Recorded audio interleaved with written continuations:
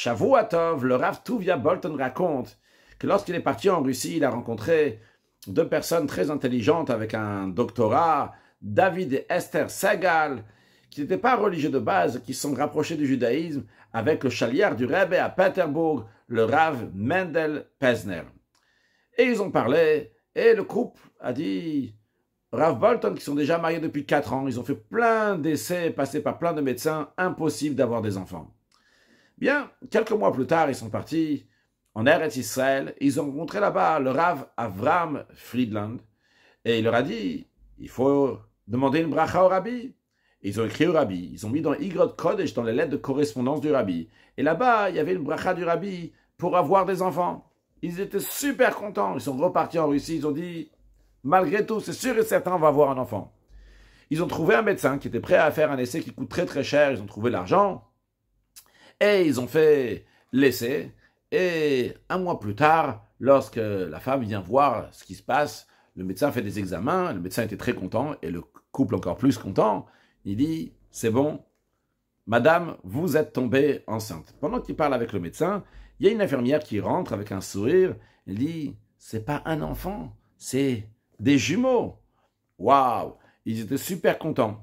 Puis, quelques instants après, il y a une troisième personne qui vient, donc en plus le médecin, la première infirmière, une deuxième infirmière qui vient et dit, c'est des triplés.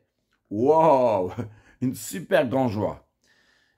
Quelques minutes après, il y a un médecin qui rentre très sérieux, il dit, non, quadruplé. Il y en a 4 enfants ici, et il faut avorter au moins 1 ou 2, il faut alléger la situation. Esther, Madame Sagal, elle a dit, hors de question. Et le médecin, il a dit, c'est très important, c'est question de vie ou le contraire. Et alors, ils sont partis voir le Rav Mendel Pesner, ils ont téléphoné à des médecins, à des rabbanim, quoi faire, etc. Ils ont dit, bon, on va demander au Rebbe.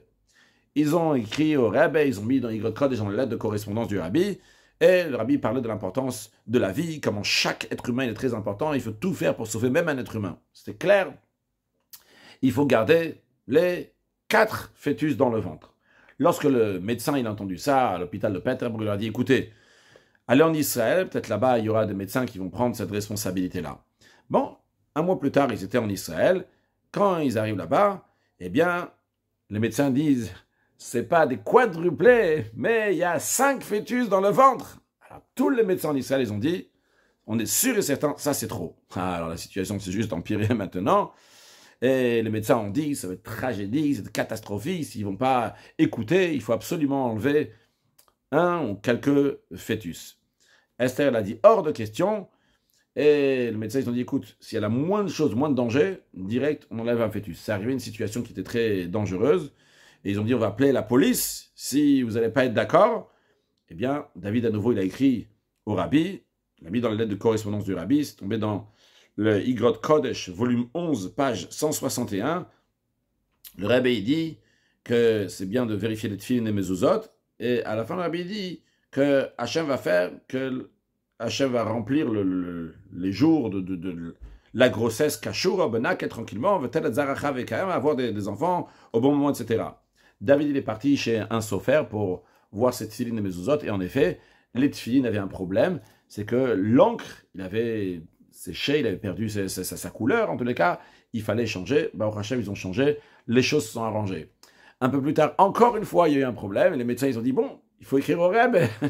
Ils ont écrit au Rebbe, encore une fois, ils ont une réponse du Rebbe, et en tous les cas, la fin de l'histoire, c'est que le 2 Elul 5761, donc 21 août 2001, David, Esther, Segal, ils ont eu 3 garçons et 2 filles en bonne santé.